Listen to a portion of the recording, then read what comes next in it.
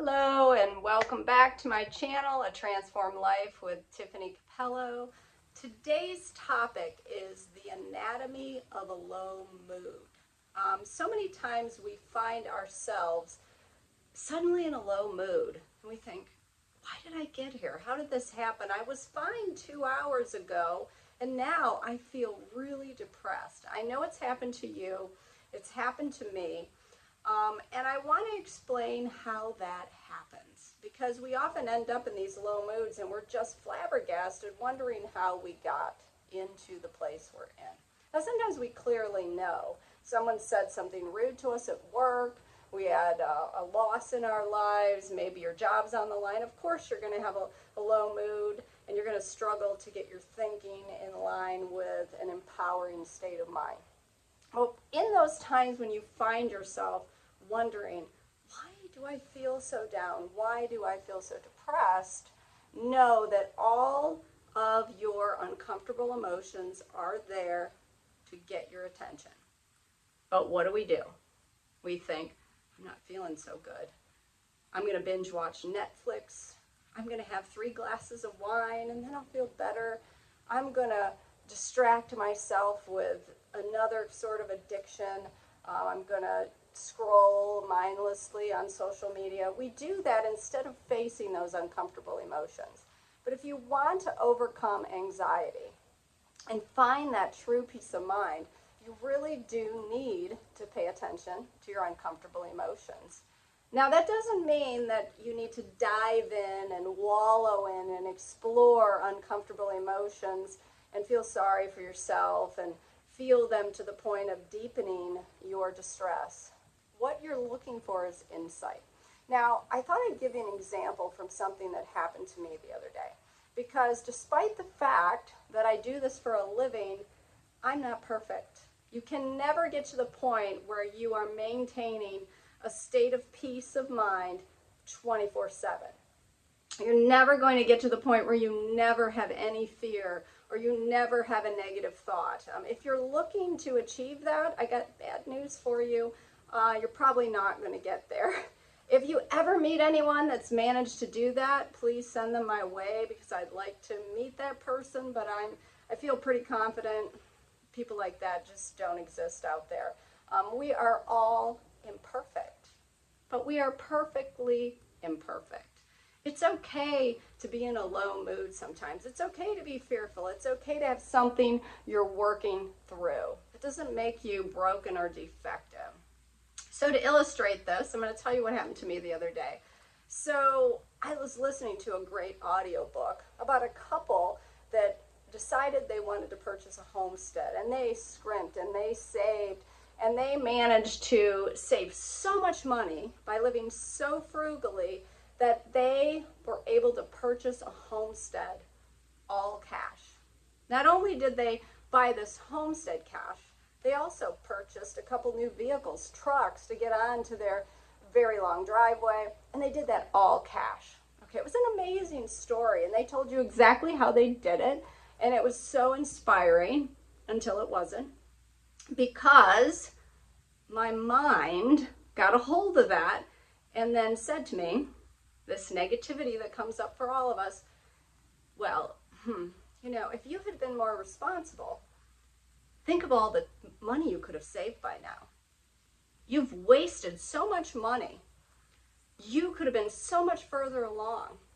I know this is familiar to some of you, and I began to then think about, while I was doing other things, mind you, wasn't just sitting there focusing on it, I began to ruminate in my mind on all the ways that I had made mistakes and wasted money. Now, I actually do have a piece of land I purchased, and right now I just can't afford to build a house on it. And so I got to thinking, I'd probably be able to build a house on this property if I hadn't made so many stupid financial decisions and mistakes in my past. And this was my line of thinking. Now, it wasn't blaring, it wasn't making me cry, it was below that level of consciousness, just these random thoughts floating through my brain as I'm going about my day. Now, what do you think my mood was like? At first, I woke up cheerful and happy. But as I began to think about more and more ways I could have been financially responsible and wasn't, then I began to descend into a low mood. I began to adopt a mindset of guilt. And then if you're not careful, when you start to feel guilty, it'll become shame, because guilt is feeling bad about something you've done. Shame is making it your identity. I did these dumb things, so that means I am an idiot, or I'm a bad person, or I am irresponsible. You begin to take that in as your identity. Now, it didn't get that far for me, thankfully, because I suddenly became so aware that I was in a low mood. I thought, I feel awful. I just don't feel good anymore.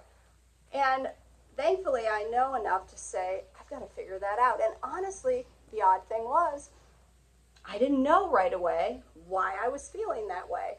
I thought, I don't understand. I'm just working. Today's a good day. Nothing bad has happened. Why do I feel so low? Now, that's when I took out my journal, and I began to journal and think through what was going on.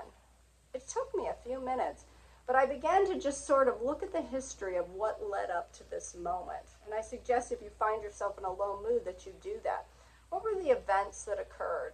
But more importantly, what was the story I told myself about those events? See, when I heard that story about that homesteading couple, I didn't say to myself, oh, wow, here's some great ideas I can implement.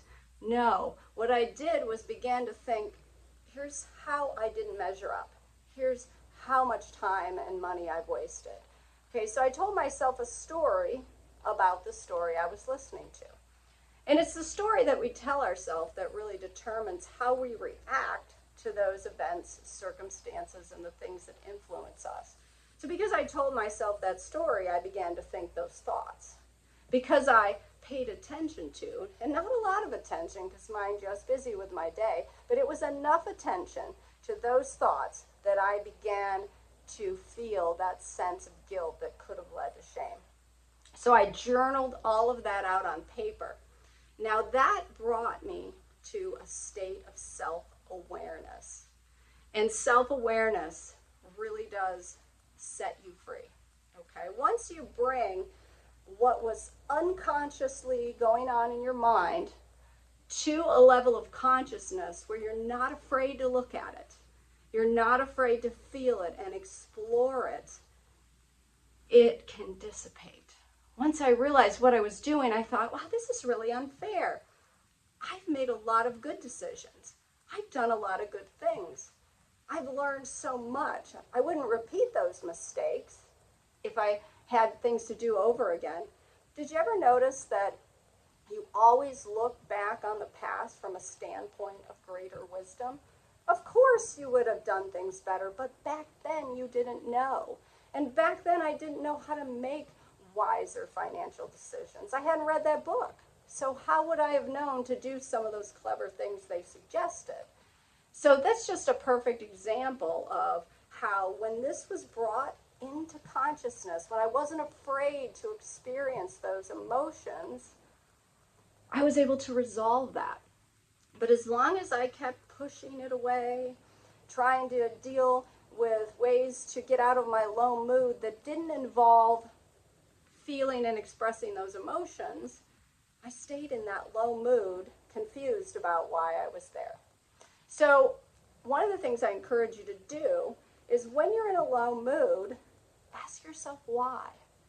Look at the events, the things that were said, the circumstances that led up to that low mood. Let yourself feel it.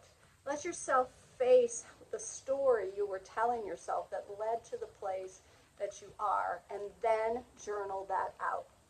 Now, why do you want to journal it? Because you are putting that insight on paper.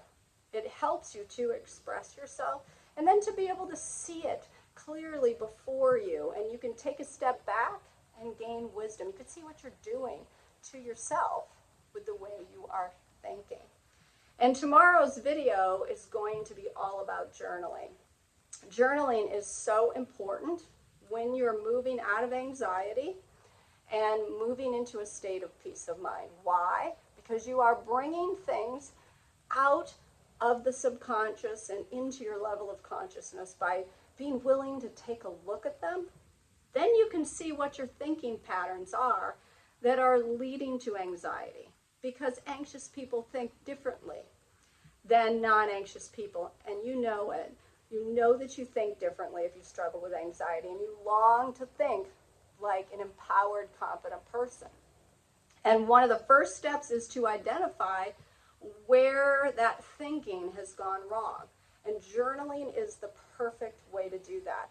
So stay tuned for tomorrow's video, and I'm going to explain to you how to go about that journaling process. Now, if you need help with your anxiety, please visit my website. You're going to get a lot of insight on these videos, but sometimes you need that extra help to deal with that stuff that from the past that caused the problems that led to the thinking you're struggling with today. So you'll find the URL for my website in the description below. So if you'd like to work with me, I'd be happy to help you.